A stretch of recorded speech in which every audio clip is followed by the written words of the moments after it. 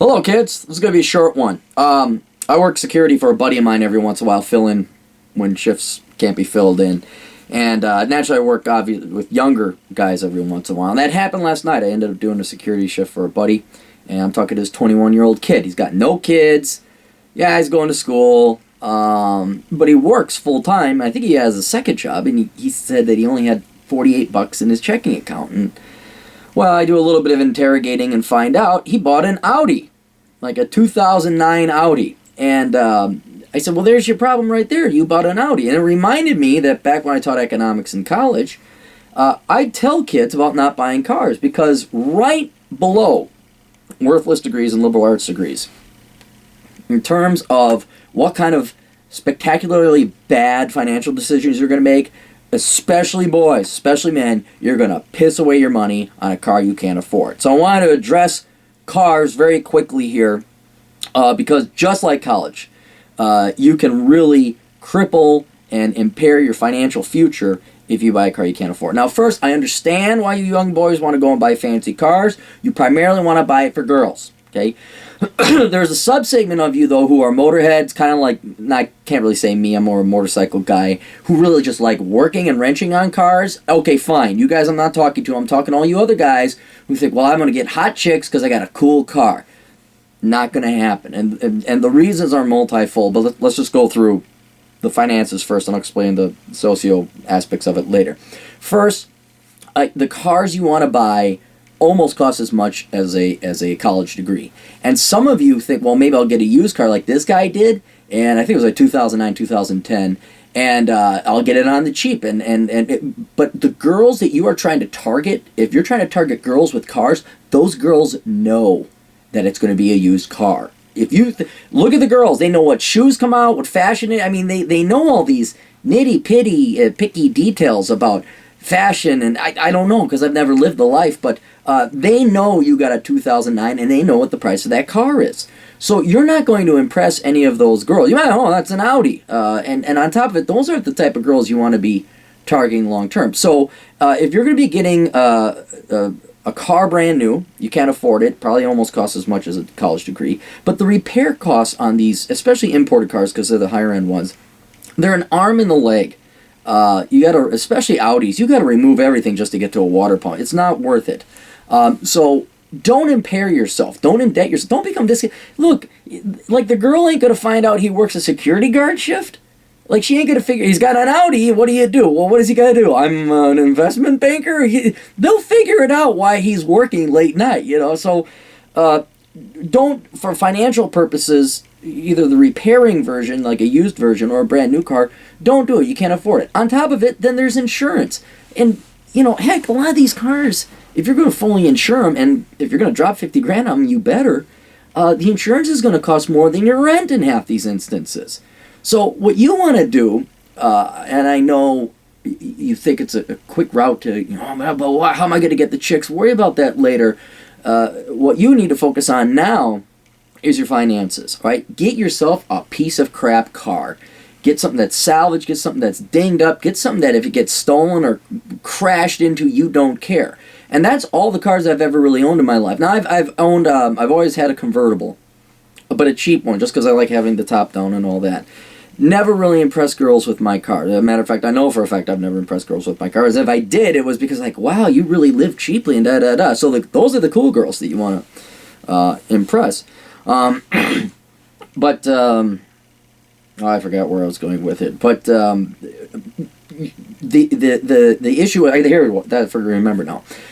You got to treat a car not like an investment or tool to get girls. You got to treat a car for what it's made for, and that's transportation. Get something that's cheap, get something that's reliable, get something that's easy to fix, and get something that if you ding it or you crash it, it only costs you like a couple $1,000. Heck, one car I had, I only paid $500. It lasted me 80,000 miles, plus maybe 3,000-4,000 over the course of 8-9 years in repairs.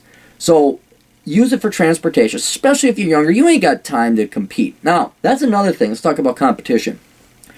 You can't compete against the men who have real cars, who do have the 2012 Mercedes. And you're competing against two type of guys. One, rich little kids from the suburbs whose daddy bought it. You do not have the bankroll of daddy. Okay, you're not going to be able to buy the fancy car and outperform, Dirk Winthrop of Edina. You're not going to be able to compete against the Edina kids. Edina is a rich suburb out here in Minneapolis. Think like, I don't know, Cherry Hill or Cherry Creek in Denver, but whatever, okay?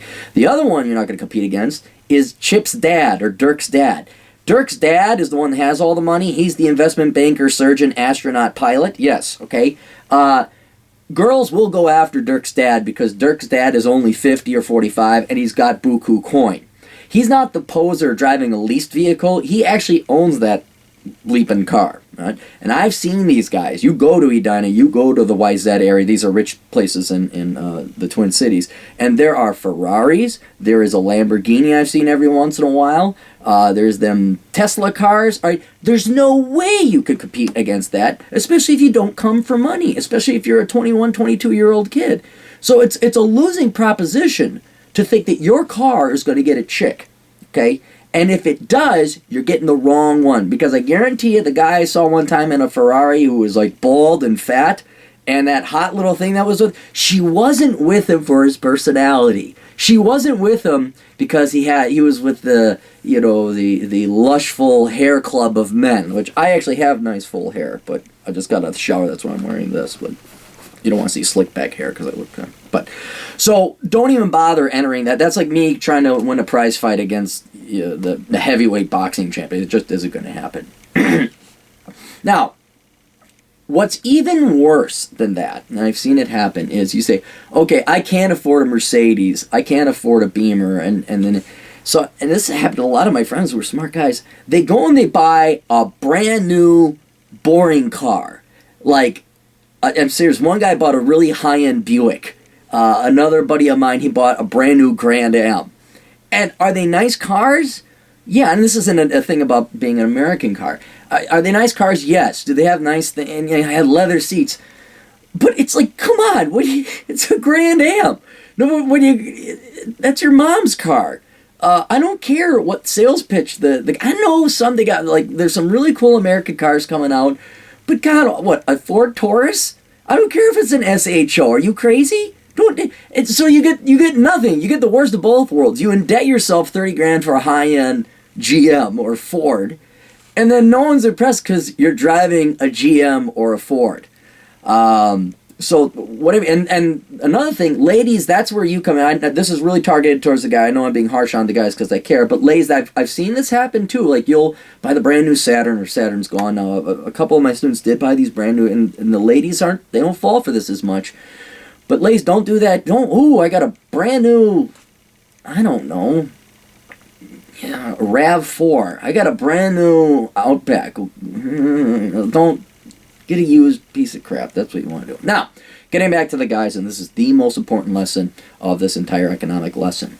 There is a way to rely on a vehicle and still impress the girls. And you are going to be punching above your weight. You are going to go toe-to-toe with that guy in the Ferrari who's bald and fat. That is, you get a motorcycle. And what's great about motorcycles is they are cost beneficial as long as you don't go off the deep end. And most girls don't know the difference between, say, a 1200 Hayabusa crotch rocket versus a small little dinky Ninja 250. It's a motorcycle, right? You get to take them for a ride, and you're not going for the finance. You're not trying to prove to them you're rich. You're proving to them that you're dangerous, you're a risk taker, and you're a bad boy. Okay? Do not get a moped. You need a motorcycle. Get your license. If I were to do it all over again, that's why I make these videos. I would, at the age of 16, go get the training, pass the classes, the safety classes, get your motorcycle license. You don't even need a good motorcycle, all right? You just need one that runs and is reliable. And that is going to give you a better sales edge or advantage over Chip McThaddeus of Eden Prairie, and my dad bought me a Beamer.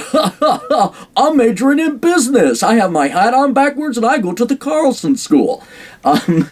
You just show up in your leather jacket. You got your goggles on. You got your gloves on. You walk in. You'll be able to beat Chip McThaddeus any day. Oh, I don't need to take that. So that's what they're... Now, the other advantage of motorcycles is not just the cost, because you don't have to spend as much money on them. You can get a used motorcycle and you still have the same attraction or +5 charisma that comes with it. You also get to learn to work on motorcycles. And they're easy to work on, and girls love nothing more than a guy who's wrenching on a bike, pulling out parts, putting them back together, getting the motorcycle tested and running again. Cars too. You come up, you're all greasy. You don't believe me? Go ask some of your female friends. They'll tell you. And if they don't, they're lying. Trust me. Just, get some tools, get some grease. Just lather on grease, man. Don't even get a bike. Just, oh yeah, I had to fix and make up an engine. A 327cc make up a motorcycle, Huffy.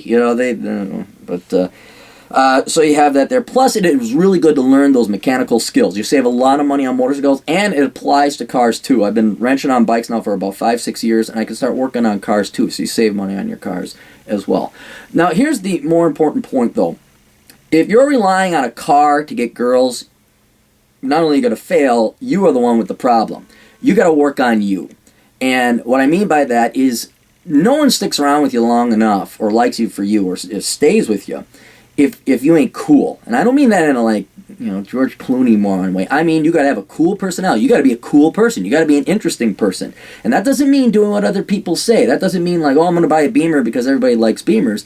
It means developing an interesting personality, doing things that you like to do, becoming interesting and eclectic, and doing your own thing. And then people will gravitate towards you because you're actually being an alpha male, consciously or not. You're going on your own ride. You're doing your own thing. That's going to get the girls more than you driving a car that costs $70,000, buying drinks you can't afford, and cover charges you don't want to pay, and yelling at girls that you're not going to get over loud music that nobody can hear you over. So, and then also finally, before I got to go, I keep getting emails and questions. What should I major in? This is an aside. Buy the book Worthless, okay? I'm not giving free. I give a little bit of free advice. It's like heroin. Here's a little bit, and I'll go buy my stuff, right? So buy Worthless. I can't advise 300 people. I got other stuff to do. Buy the book. It's $5 on Amazon for Kindle, and it's $5 Amazon for regular paperback. So, go do that. You'll be happy. It's worth it. Just make me happy so I can continue buying cheap cars. See you, kids.